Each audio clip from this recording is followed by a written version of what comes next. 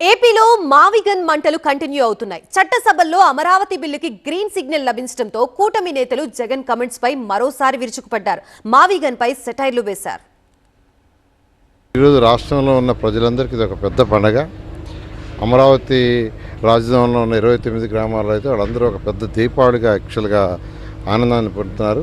అందుకనే రైతు సోదరులు గౌరవ ముఖ్యమంత్రి గారిని కలిసి, సార్ ఇప్పుడు కాకపోతే 30 ఏళ్ళ కన్నా 40 కారు ఎవరైనా వచ్చి ఇది రాజధాని కాదనొచ్చు, మీరు పార్లమెంట్లో చట్టం చేయమన్నారు.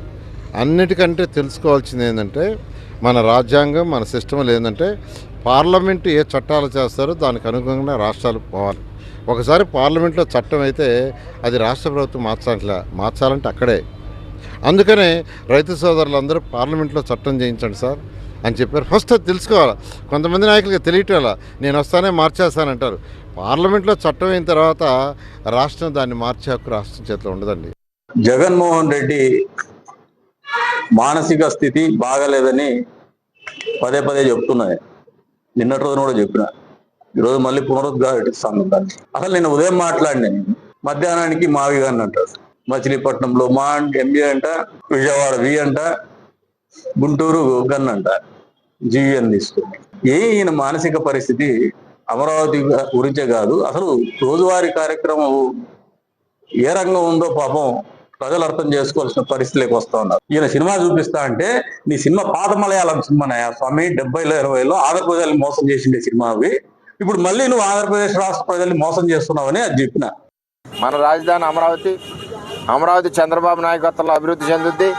ఇప్పుడు కూటమి ప్రభుత్వంలో అటు ఒక పక్క చంద్రబాబు నాయుడు గారు, మరో పక్క పవన్ కళ్యాణ్ గారు, నారా లోకేష్ గారు, అదేవిధంగా నరేంద్ర మోడీ గారి యొక్క మన ప్రోద్బలంతో ఈ రాష్ట్రం అభివృద్ధి పదంలో వెళ్తుందని చెప్పి తెలియజేసుకుంటూ, ఇన్నాళ్ళు ఏదైతే జగన్మోహన్ రెడ్డి వైసీపీ పరిపాలనలో రాష్ట్రాన్ని వెనక్కి గంటారో, ఈ రోజు నుంచి చంద్రబాబు నాయుడు వచ్చిన కాడి నుంచి రాష్ట్రం అభివృద్ధి పదంలో పరుగులు పడతా ఉంది. మనం ఒక పక్క నుంచి అదృష్టం, ఒక పక్క నుంచి దురదృష్టం.